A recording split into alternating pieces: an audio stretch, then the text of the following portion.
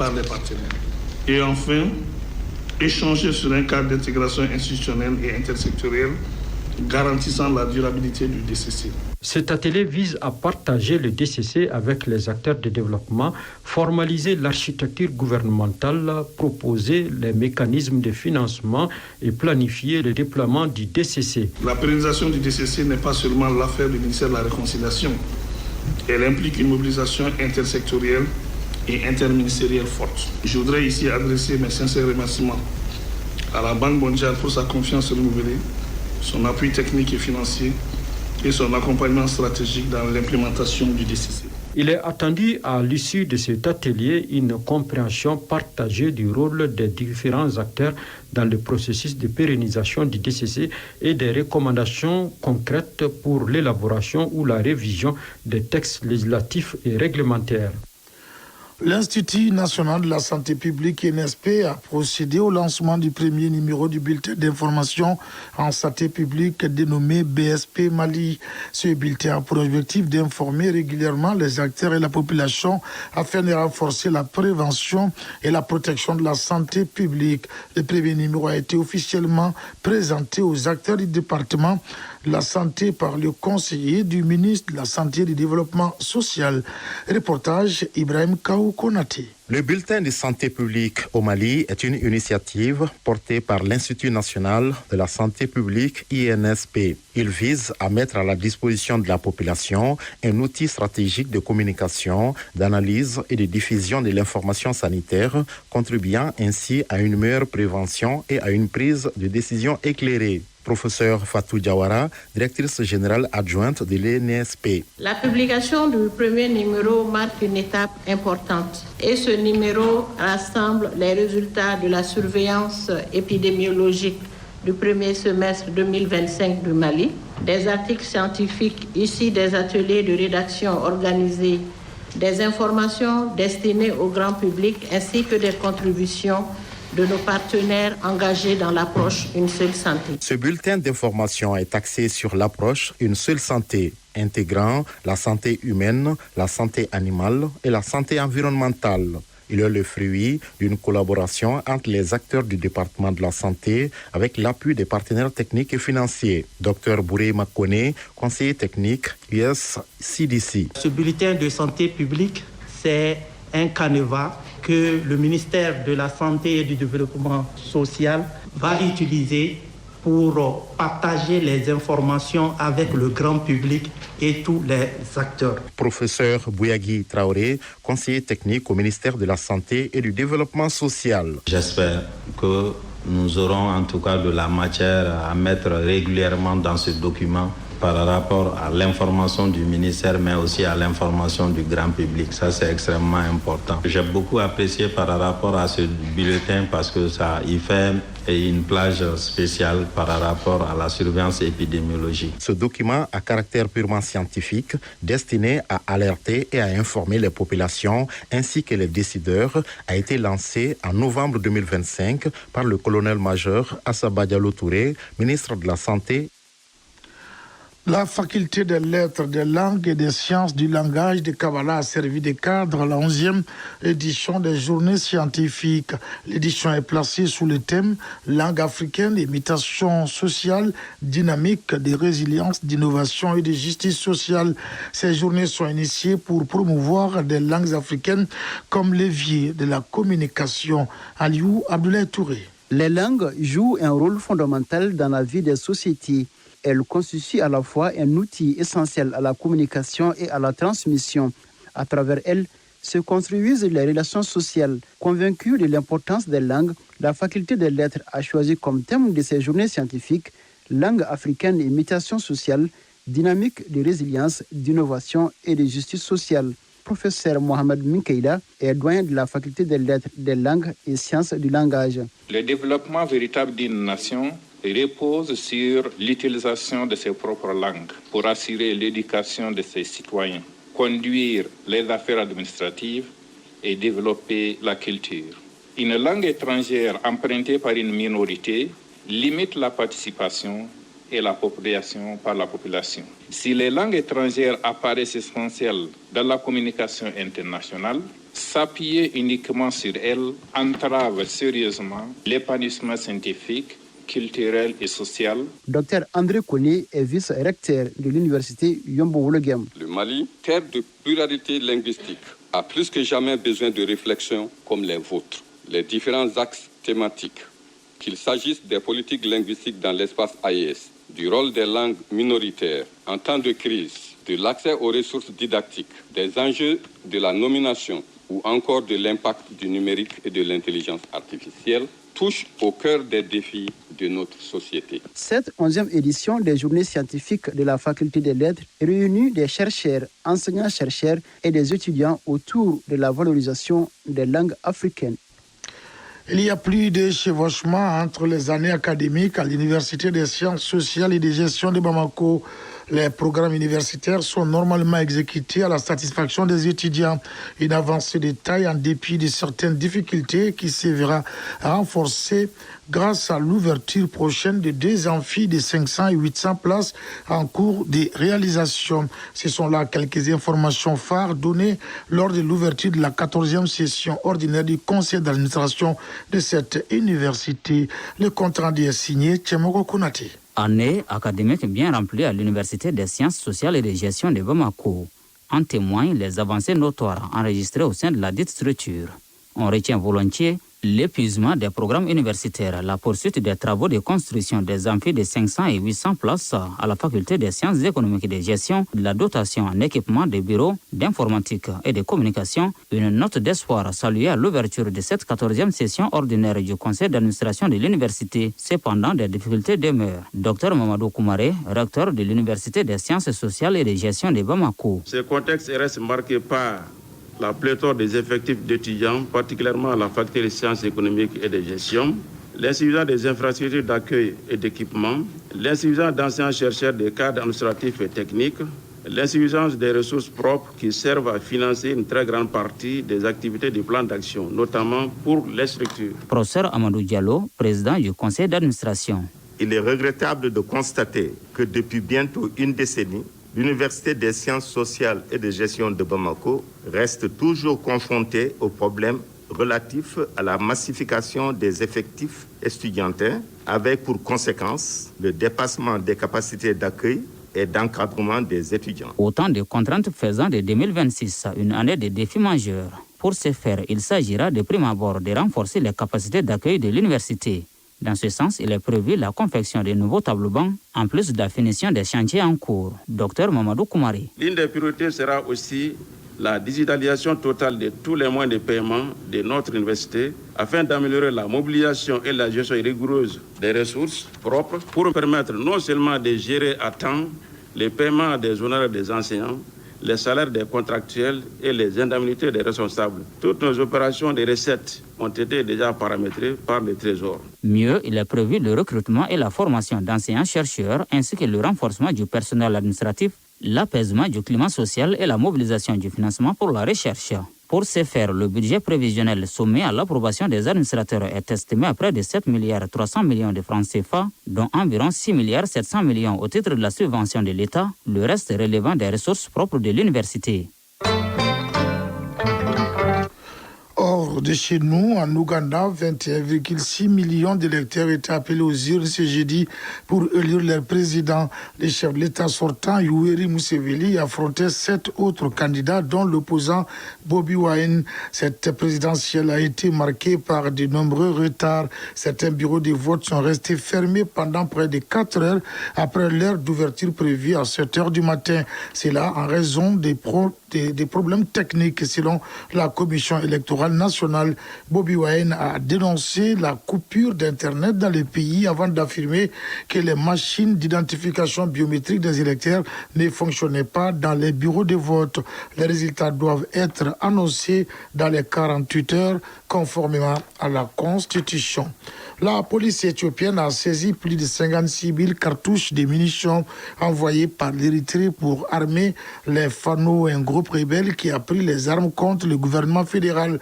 Les munitions transportées dans un camion avaient transité par la région septentrionale du Tigré avec l'aide du Front populaire de libération du Tigré. D'après la police, la nouvelle a été publiée hier par la police dans un communiqué. Le ministre érythréen de l'information a déclaré que l'Éthiopie agite des faux prétextes pour justifier la guerre qu'elle brûle de déclencher depuis 2 longues années. Ces derniers mois, les relations se sont de nouveau fortement détériorées.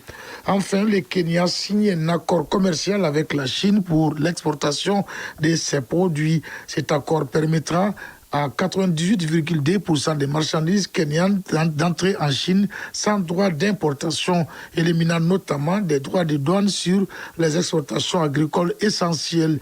Il vise aussi à diversifier les marchés de ces pays d'Afrique de l'Est et à réduire les déséquilibres commerciaux selon le ministre chinois du Commerce. L'accord doit encore être ratifié par le Parlement chinois. De nombreux pays africains se tournent de plus en plus vers la Chine depuis que le président américain Donald Trump a augmenté les droits de douane sur les produits importés. Retour à l'actualité nationale. Dans la cour de l'école pour déficients auditifs de l'hippodrome, le silence n'est jamais synonyme d'absence de communication. Ici, les gestes remplacent les mots et l'apprentissage suit le même programme que dans les écoles ordinaires. Immersion dans le quotidien de ces filles et garçons pour qui l'inclusion se construit chaque jour, encadré par un corps enseignant patient et attentif.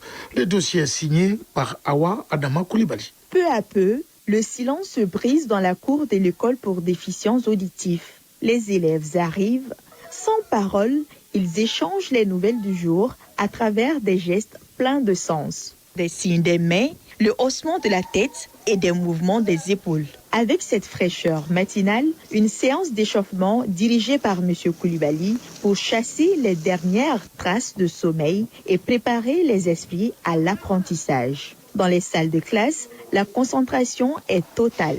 Au préscolaire, on pose les bases, l'alphabet pour communiquer, la morale pour bien vivre ensemble et la reconnaissance des mains, principaux outils d'expression. Dans les classes d'initiation, les lettres s'assemblent, les mots prennent forme et les premières phrases se dessinent au crayon. Ici, plusieurs enseignants vivent avec un handicap. Sélectionnés et affectés par l'État, ils se forment sur place à la langue des signes à travers un système de mentorat, faute d'écoles spécialisées. Makan Kone, directeur du Centre pour le développement de la petite enfance de l'école pour déficients auditifs de l'hippodrome. Les enseignants qui enseignent chez nous ici, il y a des enseignants entendants, il y a aussi des enseignants malentendants. Il y a des enseignants qui sont sourds mais qui ne sont pas muets. Ils ont la méthodologie, la pédagogie dans les écoles de formation, mais comment transmettre le savoir aux enfants, il faut venir encore apprendre. En première ligne, ils sont confiés à des titulaires qui sont déjà censés connaître la langue des signes. Il a son calepin, il note au fur et à mesure. Plus loin, dans les classes d'aptitude, les élèves développent leurs compétences en grammaire et en mathématiques. Le dialogue devient plus fluide, la participation plus vive.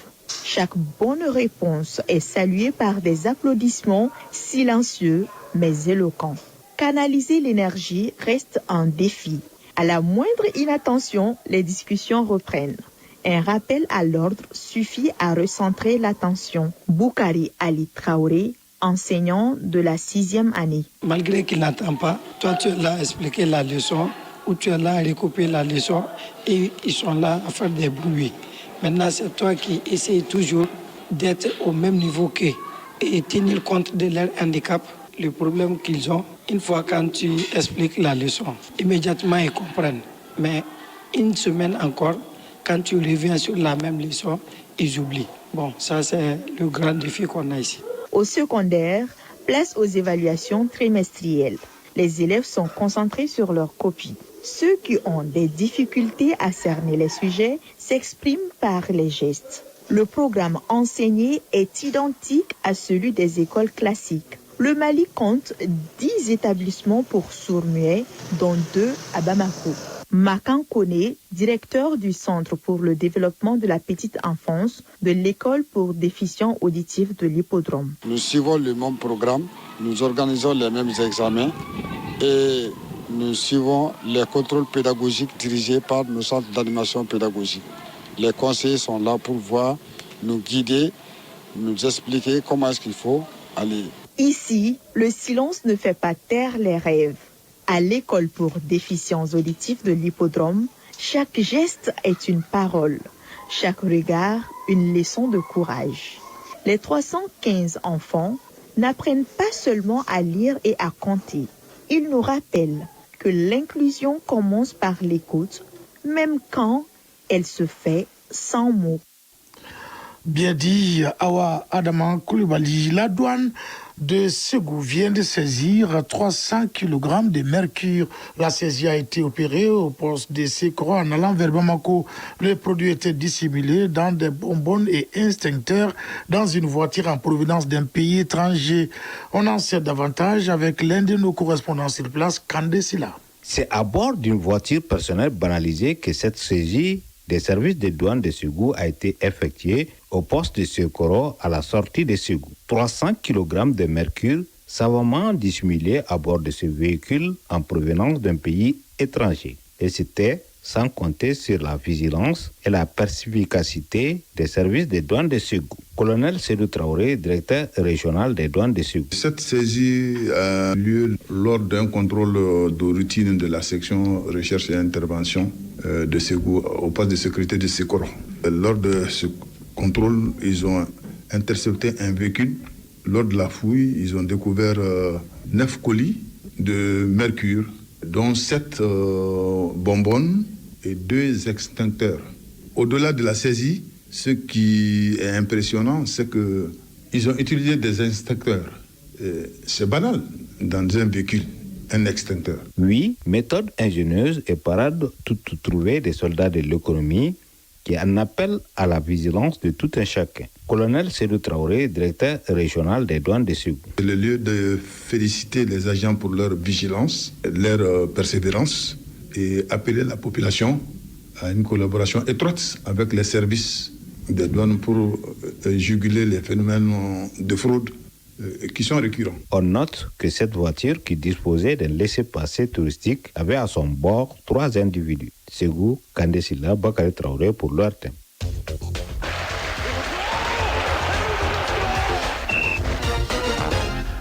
Sport, football, CAN Maroc 2025. Les Sénégalais et le Maroc joueront la finale de la 35e édition de la Coupe d'Afrique des Nations. C'est dimanche au stade Prince Moulay Abdallah Rabat à 19h. Au plan national, la 9e journée du championnat national de Ligue 1 professionnelle est à l'honneur. Le match US Bougouni-Isfas se dispute présentement au stade Wenzin Koulibaly. Les développements de l'actualité sportive avec Diara Konati. En ouverture de la 9e journée du championnat national de Ligue 1 professionnelle, l'association sportive de Kolofina a été battue cet après-midi 2-1 par le FC Diara, totalisant désormais 17 points et son adversaire reste bloqué à 14 points. C'était au stade Mamadou Konaté à 16h. Et au même moment, au stade Wenzin Koulibaly, Afrique Football Elite a fait s'est mesuré au Binga FC. C'est par le même score de 2-1 que Binga FC s'est imposé devant Afrique Football Elite à feu. Cette 9e journée se poursuivra demain vendredi au stade Mamadou Konaté. Les 11 créateurs joueront contre l'US Bougouba à 16h. Du côté du stade de Wenzin Koulibaly, à la même heure, Derby Academy recevra l'AS Real de Bamako. Les dernières rencontres de la journée mettront aux prises samedi 17 janvier 2026 respectivement au stade de Wenzin Koulibaly et Mamadou Konaté à 16h. Stade Malien de Bamako, FC Malikoura et Djolba AC AS Bakadjan. À présent, CAN Maroc 2025. L'affiche de la finale est connue depuis hier soir. Elle accouche d'un inédit à ce niveau. Une confrontation Sénégal-Maroc, principale conclusion des demi-finales disputées hier à Tanger et à Rabat. D'abord, en première demi-finale jouée au grand stade de Tanger, les Lions de la Teranga du Sénégal sont venus à bout des pharaons d'Égypte 1-0. But inscrit par la star sénégalaise Sadio Mané qui a délivré son pays. Concernant l'affiche de la finale de la Coupe d'Afrique des Nations Maroc 2025, Sénégal-Maroc, l'enjeu est énorme. Les deux sélections se disputent le trophée continental le plus prestigieux. Porté par son public, le Maroc vise un deuxième sacre africain plus de 50 ans après son unique titre remporté en 1970. En face, le Sénégal ambitionne également de décrocher son deuxième titre après son triomphe lors de l'édition 2021. La finale de la CAN Maroc 2025 se jouera au stade Prince Moulay Abdallah à Rabat à 19h. Sur le plan historique, cette rencontre constitue la 32e confrontation entre les deux équipes, toutes compétitions confondues.